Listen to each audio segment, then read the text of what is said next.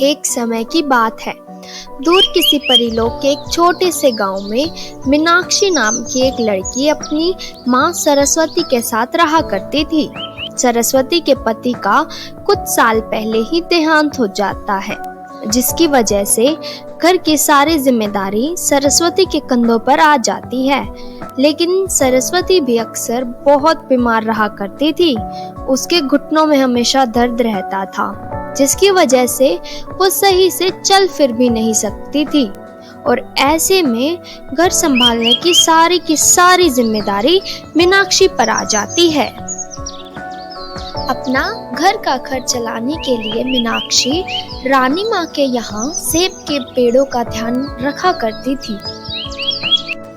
माँ, आप आराम कीजिए, मैं बगीचे से आते समय आपके लिए दवाइयाँ लेती आऊंगी। अरे मीनाक्षी बेटा, क्यों पैसे खर्च कर रही हो?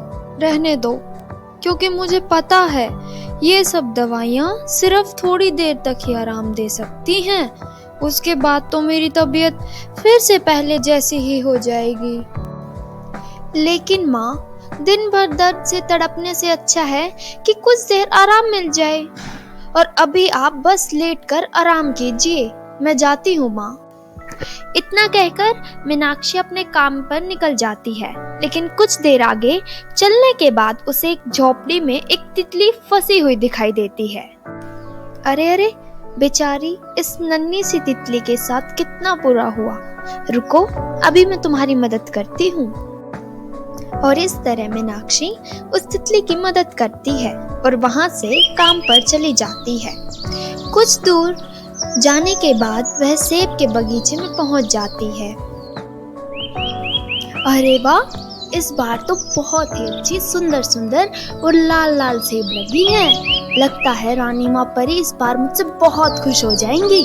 और क्या पता वो मुझे ज्यादा पैसे भी दे दे, जिनकी वजह से मैं माँ के लिए दवाइयाँ लेके जा सकती हूँ।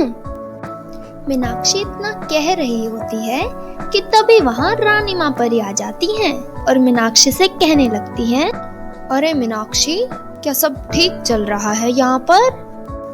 परी माँ, आप खुद ही देख लीजिए कि इस बार सेबों के बगीचे में कितनी अच्छी और लाल लाल सेबें लगी हैं। हाँ हाँ, कह तो तू बिल्कुल ठीक ही रही है मीनाक्षी, पर तू ज्यादा ये मत सोच कि ये सब तेरी वजह से हुआ है। ये सब अच्छे बीजों की क्वालिटी की वजह से हुआ है। और हाँ, ये बात ध्यान में रखना कि मैं तुझे कोई ज्यादा पगार वगार नहीं देने वाली अब की बार, और बल्कि जो देती थी वो भी कम करूंगी। तू यहाँ करती ही क्या है? बस आके पौधों में पानी ही तो डालती है। तो मेरे प्यारे दोस्तों, अगर आप इस कहानी को आगे देखना चाहते हैं तो हमारे चैनल को जरूर सब्सक्राइब करना।